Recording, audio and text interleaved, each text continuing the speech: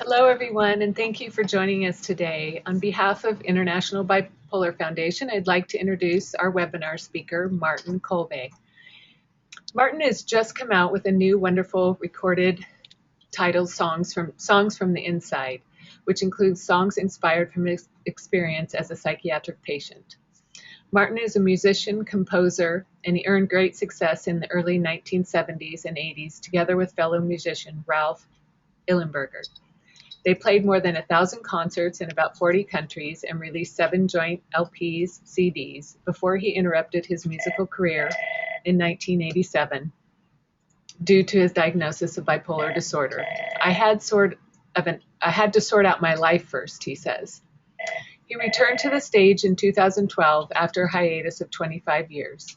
He now performs songs that deal with mental illness based on his experiences in mental hospitals and on encounters with fellow patients he met there. In the spring of 2014, Martin Kolbe released a CD with his program, Songs from the Inside. Since 2008, Martin has been involved with the German Society for Bipolar Disorders, and in 2011, he was elected as patient speaker on the board of DGBS. Welcome, Martin. Welcome and thank you, Debbie. Yes, it's an honor to speak today, and I'd like to say hello to everybody. Unfortunately, I cannot see you and I cannot hear you, but I'll try to imagine you, at least. Yes, the title of my webinar today is Looking Back Alive as a Bipolar Composer and Musician, and I'll talk about the Bipolar Roadshow, which was a project that the German Society for Bipolar Disorders, DGBS, launched last year for the first time. And this is an anti-stigma project and a project to inform people about bipolar disorders. Debbie has introduced me already, and I'm Martin Kolbe. I live in Zurich in Switzerland, and I'm a German, but I live in Switzerland, and why this is like that, you will know later. Yes, as Debbie mentioned already, I'm a patient speaker on the board of the DGBS, and yes, this webinar, I've already said that, will be divided into 2 parts. It's the story of my life, which will be the main part, and the Bipolar Roadshow will be the second part. First of all, I'd like to thank the International Bipolar Foundation for giving me this opportunity to talk to you. And I'd like to apologize in front for possible language mistakes, because English is not my mother tongue. I feel quite at home in it, but still I'm not 100% sure in it. So I hope you can understand everything what I'm telling you. If not, you will have the opportunity to ask questions at the end of this webinar. Well, the story of my life. It started in 1957. I was born in the south of Germany as the 6th and youngest child of a Protestant pastor. And I was drawn to music quite early. I was told that when I was a kid, I used to sing in the spacious hallways of the houses we were living in, because I loved the sound. I loved the reverberation. I loved the echoes. So that indicates that there was, an interest to the world of sound pretty early. I was listening to records a lot, which was mostly classical music in our household. I think I played the recorder. I don't recall that really well, but that wasn't too impressive. Things started dramatically when I was about 10 years old, because then my older brothers and sisters brought the music of the Beatles to our home. And I immediately caught fire. I loved that music. I couldn't stop listening to it. And I had the wish to create something like that myself. So there was a guitar in the household, which was hardly ever played. It belonged to my mother, and I snatched it and made it mine. And my sister's boyfriend taught me some basic chords on this instrument, and just the basics. And from then on, I explored on my own. That means I'm self-taught. I'm a self-taught musician or self-taught guitarist.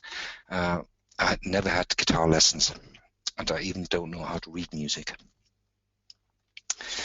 Yes, my parents then thought he seems to have some musical talent, so he should learn how to play an instrument properly. There was a violin in the family, and so it was decided that Martin has violin lessons. And I hated that. I hated it right from the start. I hated the way I had to hold the instrument because it was so uncomfortable. The teacher wasn't very nice, and I think he wasn't very good because he never could get me interested in this instrument. And first of all, I hated the sound that came out of that thing. It was all scratchy and horrible. And yes, I hated it. It made my hair stand up. And still today, when I listen to a solo violin, my hair stands up. So yeah. After 1 year, my brothers and sisters insisted that I stop this because they couldn't stand that sound either, and they couldn't stand the daily calls, Martin, you have to practice anymore. So it was a real relief for me when I was allowed to stop that. And as a kind of antidote, I bought myself a drum kit when I was 13, and I was a drummer in local rock and blues bands for 5 years, so I played the drums from 13 to 18. And today I think maybe I drummed all the energy and maybe aggression of puberty out of my system, which is not the worst way to deal with this, I guess. But still, the guitar was the main instrument. I still kept playing it, not publicly yet, but I slowly got better on it, and I got some skills. I was listening a lot to records of other guitar players and tried to copy their style, and learned a lot by that. And I was writing my first own tunes. I was writing songs, all of them in English. I don't know why, but all the lyrics come to me in English. And when I was 17 years old, a friend of mine said, it sounds really good what you're playing, let's record it. And he had some semi-professional recording gear at his home, and so we made those recordings and they sounded quite nice. And he said, when we were finished, he said, let's make a record of that. And I thought he was nuts. I really thought this guy's out of his mind, but he insisted, and he succeeded.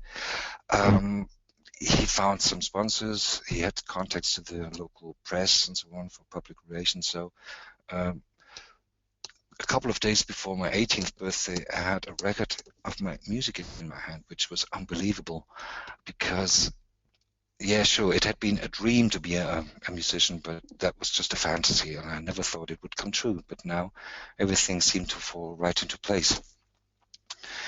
And we were rather lucky with this record because the Stuttgart radio station, the local radio station, picked one of the tracks of the album and played it daily. And sometimes I was even woken up by my radio alarm clock with my own music, which was a surreal experience. The radio station invited me to come to their studio for an interview, and shortly after that the local TV station invited me, and all these media presence caused a call for concerts. So I was able to give concerts, which I did on the weekends because I was still at school at the time, and in my school holidays I was able to travel far away throughout Germany, and I slowly received some reputation in Germany as a guitarist and singer. And while I was still at school, 2 other records were released, and the last of these 3 solo records was Blue Moment, which just recently has been re-released as a CD. So this is still available, this music. Yes, now something really crucial happened because just when I was finished the recordings for my 3rd LP, I met another guitarist. His name is Ralf Illenberger, and he was living in a town next to mine. And I had heard about him already, but I never met him before. And I heard he's really good, and I should listen to him. And so more or less by accident, we met when a local musical store opened, and we met and we sat down and had a jam. that we just played together and improvised, and immediately there was something incredible happening when we played together. It was kind of our two instruments melted into one big instrument, and the sound we created together was just wonderful and unheard. We didn't hear something like that before.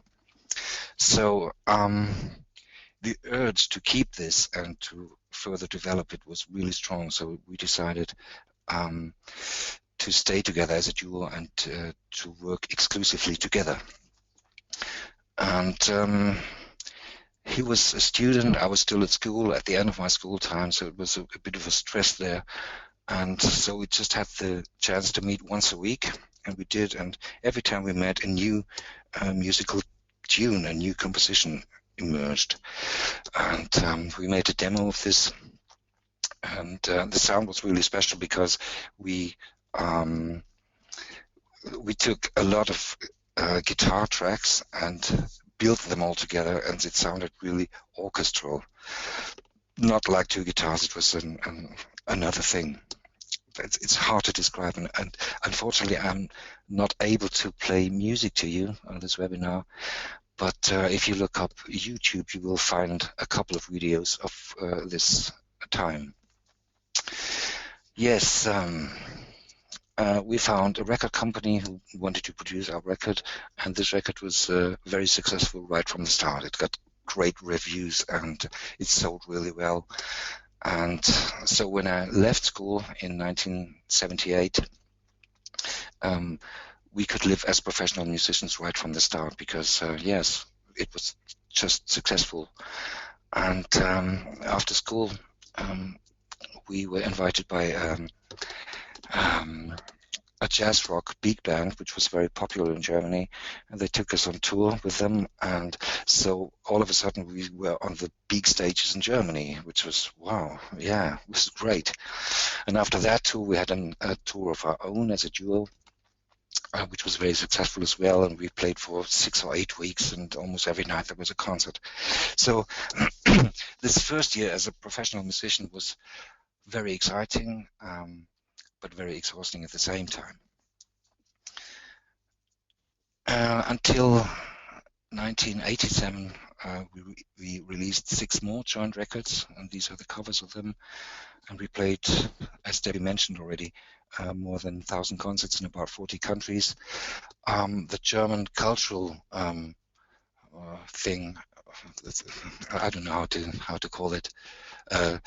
We were sent around the globe as a German cultural thing, which was a great chance to see a lot of this planet.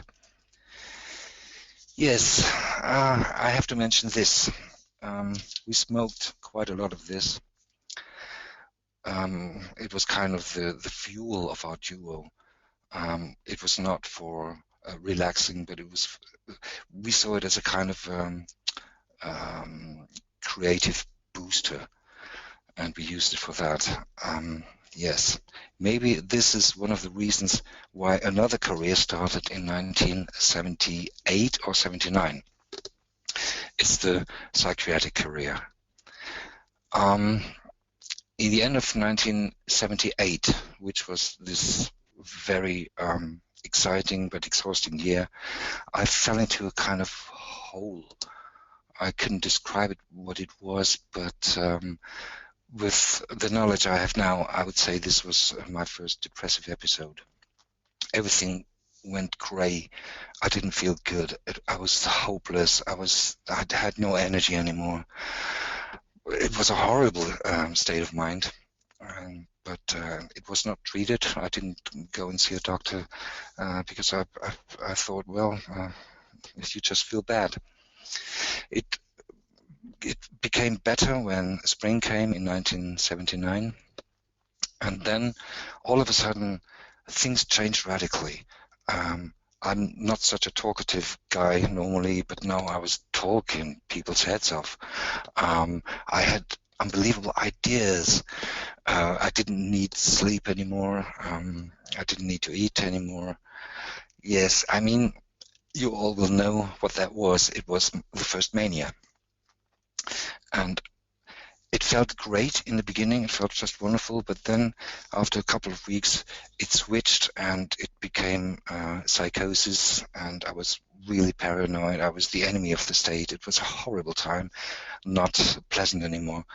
And so my friends said, it can't go on like that, and they brought me to a mental hospital where I was for 4 weeks.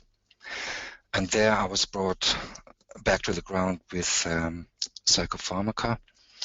It was Haldol, which was a horrible experience, but well, it worked at least. And when it was all over and I was back to reality, I asked the doctor there, what was that? And he said, yeah, you had a psychosis. And I asked, yeah, but why? And he said, well, he thinks it could be a crisis of adolescence. And I thought, well, that's not too bad. Because, well, you can have a crisis, you can get over it, and then it's done. And I lived for the next 4 years as if nothing happened. And then, but 1983, the second episode occurred, and but this time I knew already what it was and or how it felt, and I could deal with it much better. I could handle it, so I was not going to a hospital then, and the mania just came and went, and there wasn't even a depressive episode after that. And I tried to put all this energy of this mania into music, so I booked a studio to record a solo LP, which was never released because when I listened to it afterwards, it sounded over-expressive and just too much, and I was kind of ashamed listening to that afterwards. So, but I got rid of a good part of this energy. Then the next 4 years were again without any symptoms, but then in 1987, I'm a bit late with my slides here. In 1987, that was the third episode. And in that episode, I split from Ralph. I just, yes, I'm missing some words here. It was not a normal split.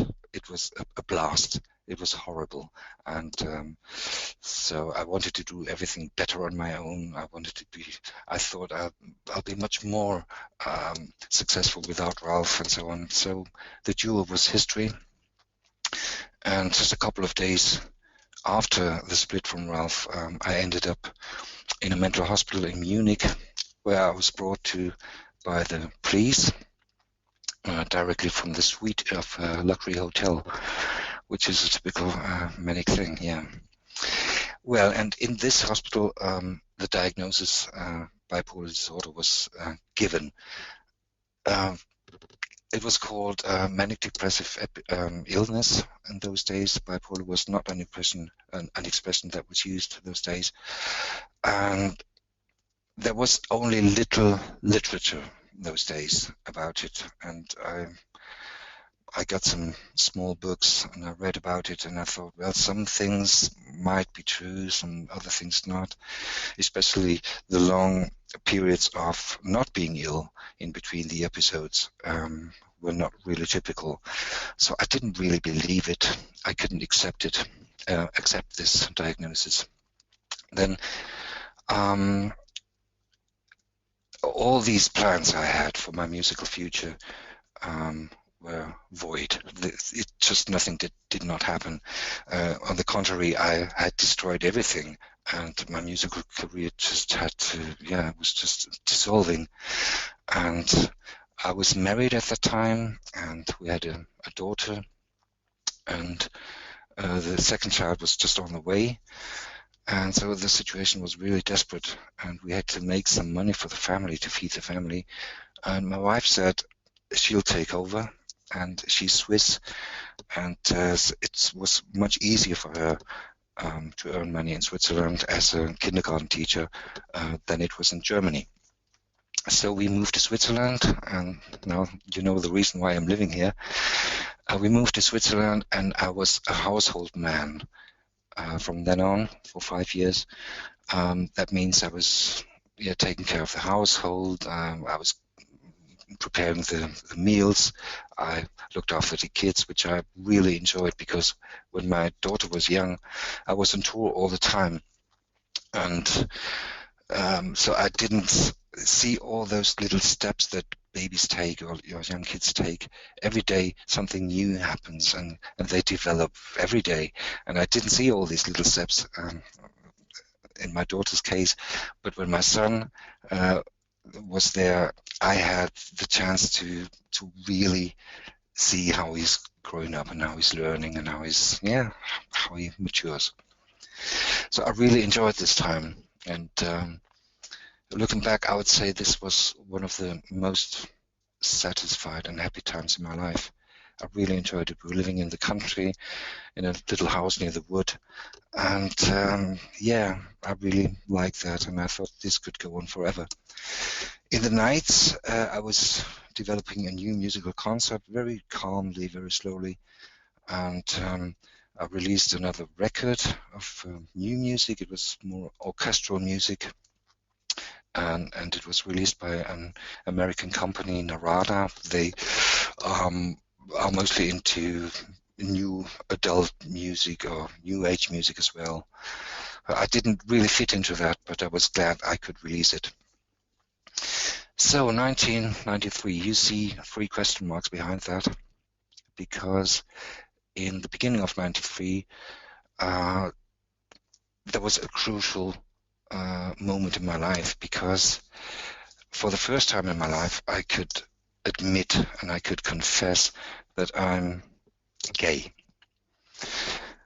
You might be a little bit astonished now, because I was married and had 2 kids, but from the first time my sexuality awoke, I was sure about the direction my body wanted to take, but I could not live it. I could not talk about it. I could not come out at all. And maybe growing up in the 60s in the country in Germany as the son of a pastor, this is not the best set of cards to come out openly and freely. So yes, and all those years I carried this lie around with me, and I never even tried it. I didn't live it at all. I just knew that was my original direction. My body wanted to go, but I couldn't do it. But I'm quite honest person, and it was very hard for me to live with this lie all the time. And I didn't want to change anything in my life. I didn't want to leave the family or so on and live a gay life. But I knew I had to tell her once. And in the beginning of 93, it was the time to really tell her. And to my greatest astonishment, her reaction was really good, and she felt more pity for me that I had to live so long against my real nature. And so that was a very good time, and I felt really released after having said it. But then there was a point when she thought, oh, he might be manic again. He might be nuts. And so she wanted me to go to a mental hospital, and I knew how it was to be mad, how it felt to be mad, and I was not mad at the time. I was absolutely sure about that. I was just relieved, and I felt more self-confident. And oh, I'm sorry. Yes. So there was one evening when there was only 2 options. Either I leave the family, and I'm free, or I go to a mental hospital, and I didn't see any sense in going to a mental hospital, so I left the family. And only 2 weeks after me leaving the family, I could live with some friends of mine. Only 2 weeks after that, we were divorced, which is normally not possible. But she's a powerful woman, and if she wants something, she gets it. So after 2 weeks, we were divorced. And again, 2 weeks after the divorce, when I wanted to get my musical things, my equipment from the house, she managed to call the police and call a doctor, and I was brought to a mental hospital against my will.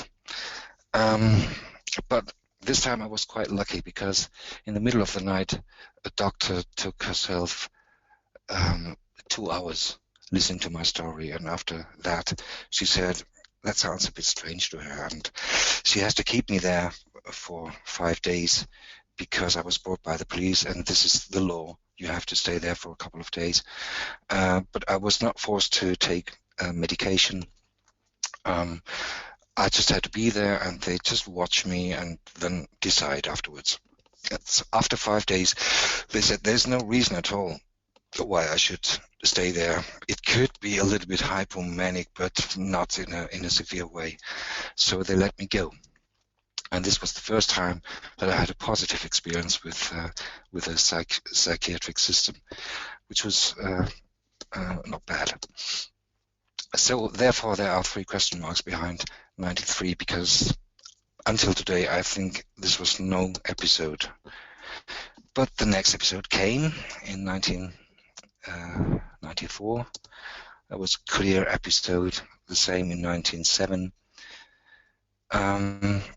And I was forced to have a psychiatric monitoring on a regular basis, because if I wanted to see my kids, I had to bring a piece of paper signed by a psychiatrist first to be allowed to see my kids. But still, this didn't really work, and there were long times when I did not see my kids because they didn't want to see me, I was told. And so I didn't see my son for 5 years, which was a horrible time, and my daughter for 3 years. And it was so heavy for me, because before that, before the divorce, I was together with the kids very closely and every day. And now there was this big gap in between us. So I'm lucky not to be suicidal, but there were some days in this period of time when I was not allowed to see my kids, when I was quite close to the emergency exit. Yeah, and in 2003, I had the most severe episode. It was really horrible. After that, I had nothing. I had nothing left. My flat was gone because I was thrown out of it because I didn't pay the rent anymore. All my friends were gone. They were shocked by me. My family didn't want to have to do anything with me anymore. So, and all the money was gone, of course. There were only debts left.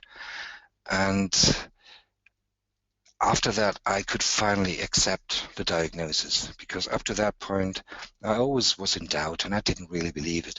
But this time, everything was so much destroyed that I had to come to this insight. Well, the diagnosis is correct. It's exactly what you have. You can do something against it, so do something against it. And I did.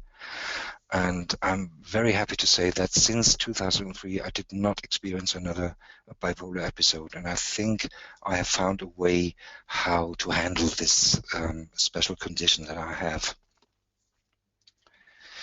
Yes, but it took another 5 years till adherence was there. First there was the acceptance, but then in 2007 or 8, I discovered the German Society for Bipolar Disorders.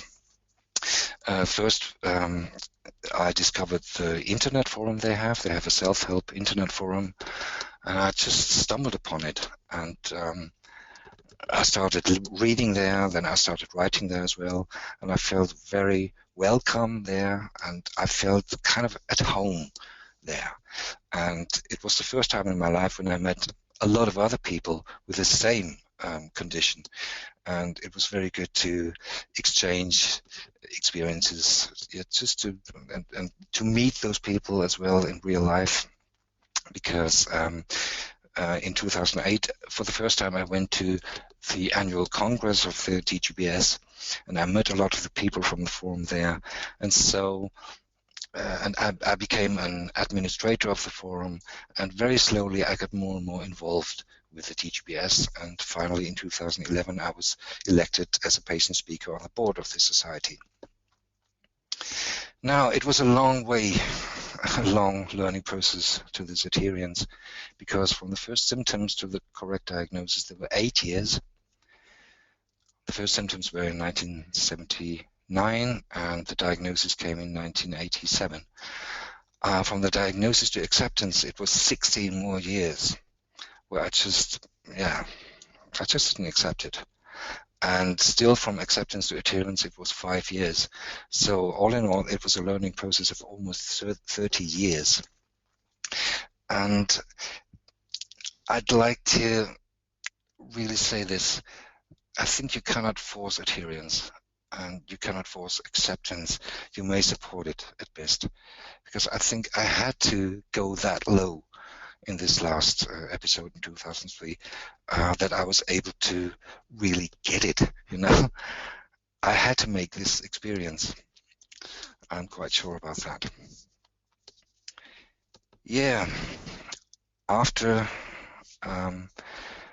adherence comes in the best possible way recovery, and it started with the DGBS, this German Society for Bipolar Disorders, and from 2008 on,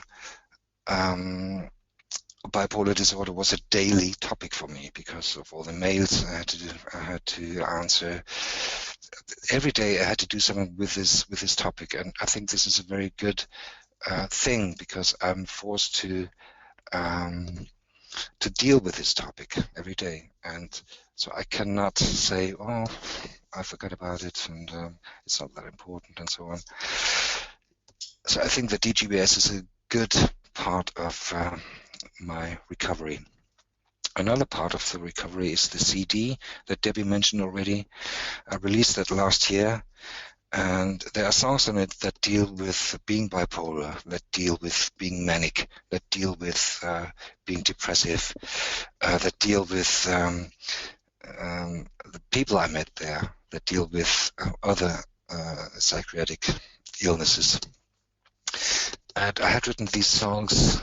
I think I wrote the first song in the late 90s, and I collected them, and I always made a record. I always wanted to make a record of that, and originally it was a band project, but that never happened. Nobody wanted to have the demos, nobody wanted to produce it, so there was quite some time when I thought that music had been a wonderful and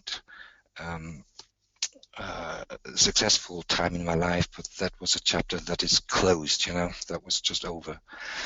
And I had been asked for a couple of times to play some music on the annual congresses of the DGBS, and I always said no. That was, you know, I have been a musician, I'm not anymore. And finally in 2012 I said, yeah, why not? I just could give it a try and just try to find out what it does to me, how it feels to be on stage, whether I'm still able to do it, and whether people want to listen to it. So I played in 2012 in Hanover and in at this Congress, and that was a wonderful experience because, of course, this was the ideal audience because everybody in the room knew about bipolar disorder, so I didn't have to explain much when I was singing this. So it was I was just feeling like at home on stage, which was a nice experience. And it was a bit hard for me to deal with the reactions of the audience after the concert because they were so emotional, and I really had to, yes, it was not easy for me, but it was okay. So, and the next step in the recovery was the Bipolar Roadshow, and now I'm coming to the second part of this webinar because I had the idea in 2013, why not make a cultural program that informs about bipolar disorders and to inform about it on a more emotional level, not by scientific lectures or medical lectures, and to reach maybe a broad audience with that, and just to inform about it and maybe fight stigma that way a little bit. We had a concert in Zurich in 2013 with the exact concept of this Bipolar Roadshow. That means there was an author reading from his book. There was another singer-songwriter who's bipolar, singing songs about his illness, and that was me.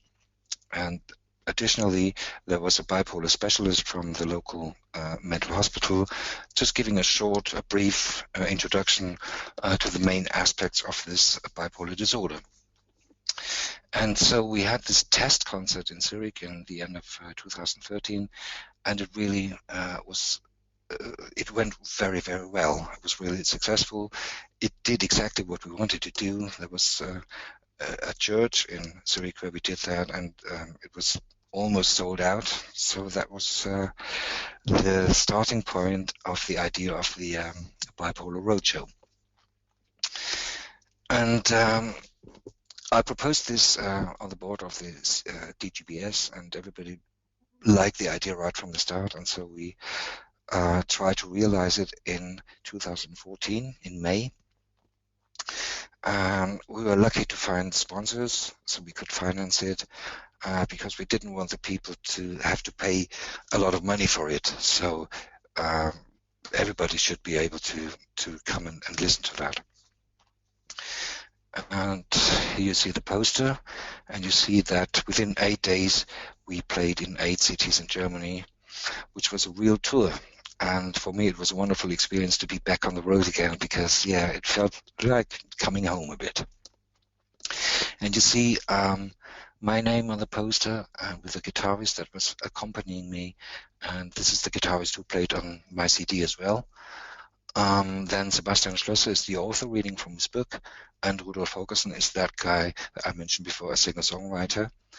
And unfortunately, he had to cancel his participation in the tour shortly before the tour, which was a bit of a horror to me, because everything was planned and everything was printed, and then he said he can't do it because he was so depressive that he had to go to a hospital. So I had to find something to jump in for him and then I asked my old companion Ralf Illenberger, and we didn't play for 27 years together. We still had contact, we were still good friends, but we never made music together anymore.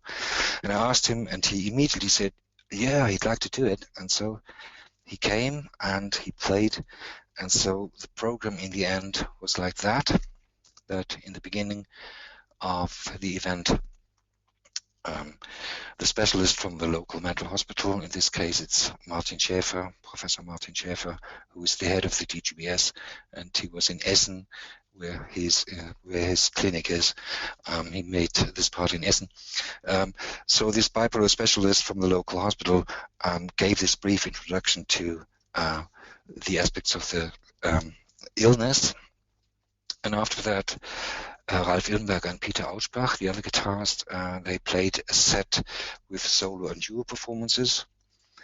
And after them, there was Sebastian Schlösser reading from his really great book, which is called Lieber Mats, dein Papa hat ne Meise, which translates roughly into Dear Mats, your daddy is a loony, or something like that. It's a very entertaining book, but serious at the same time. And he's a wonderful guy. And the way he reads from his book is just perfect. It's very, very entertaining. Then there was a break, and after the break, the local self-help group had the opportunity to introduce themselves. And in the end of the show, the last part, there were my songs from the inside, and I was accompanied by wonderful Ralph and wonderful Peter. Yes, I think that's, maybe I should say that the Bipolar Roadshow was really successful, and I think that this concept can work, and you can reach another audience, that those people that normally come when a lecture is held about bipolar disorder. And I think this is a good way to fight stigma, because when people enter a stage and they openly stand there and say, look, we are bipolar, but you don't have to be afraid of us, and there's no reason to be ashamed of it. I think this can help fighting stigma a bit and to reduce it. Maybe just a little step, but it takes just many little steps to get rid of this damn stigma. Yes, we are trying to make a sequel of this tour in 2016. We are not quite sure whether we are able to realize it, because it all depends on the money, as always, but we are trying to find sponsors. Now, if you want to learn more about me, you can go to my website, martinkolbe.com. There you find an English section, so almost every page is translated into English. And if you're interested in the CD, you can get that via Amazon, or you can download it on iTunes. Yes, that's it for my part so far. IBPF asked me to show you this slide for donate, and now I think I'd like to take some time to answer your questions, if there are any. And I'd like to thank you very much for your attention.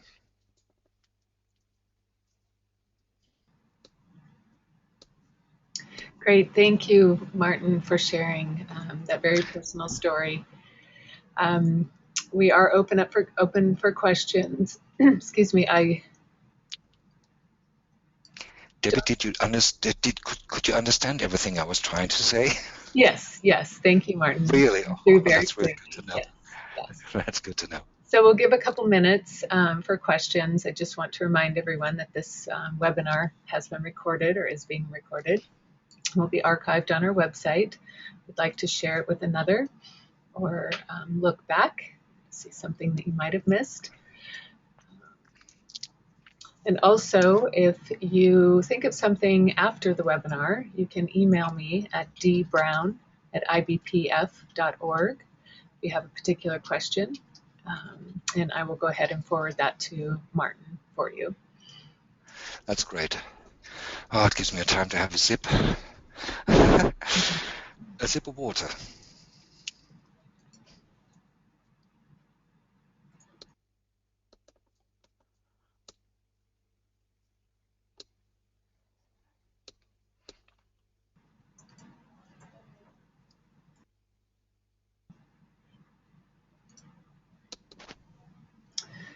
Okay, Martin, we have the first question.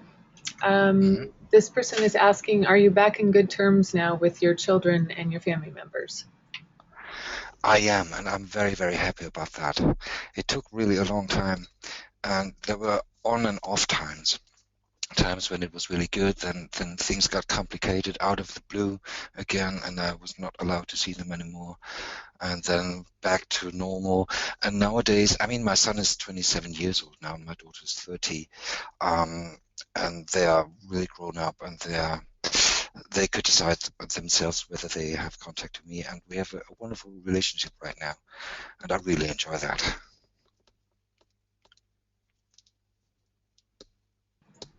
Great, that's wonderful. It's a bit hard for them. Yes, it's a little bit hard for them to accept that I'm so open with my condition, and then that I'm going to the public with it, that I make a record of that topic, because they don't want to be public. And so, I mean, this webinar is a kind of a closed section, so I've told things about them, but normally in interviews and so on, I don't do that, because I don't want to harm them. Well, again, thank you for sharing with us. You know that you did share quite a bit of personal information, and that is, yeah. Yes. It looks like we have a couple comments. It was well done, and thank you for your anti-stigma battle, which is badly needed. Thank you. Yes. And I don't see anything else coming through right now, so why don't we go ahead and wrap it up? And then again, if you do have any further questions, please email me at dbrown@ibpf.org, and I will get those to Martin very quickly. Thank you Wonderful. again, Martin, for sharing with us. Yes, it was a pleasure, really. And thanks again for giving me this opportunity.